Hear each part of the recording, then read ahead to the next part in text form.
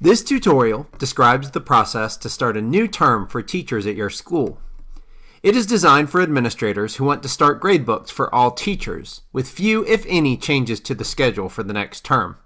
It's not relevant if schedules are imported from a spreadsheet or a third-party SIS, or if teachers create their own classes. Start in admin mode, then go to Schedule, Sections.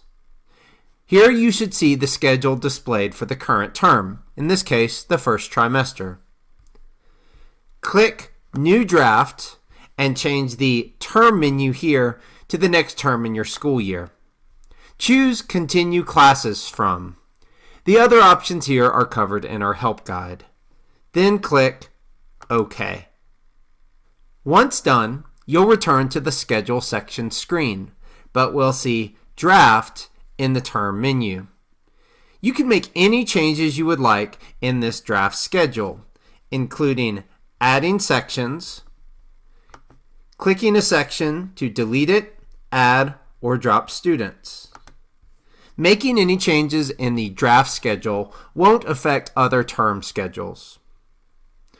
Once you have the schedule as you would like for the next term, click Publish. Click again, and you will see, once you return to the Schedule section screen, Published and the new term. A few notes on timing. It is perfectly safe to start the new term a few days or weeks prior to the actual beginning date of the term.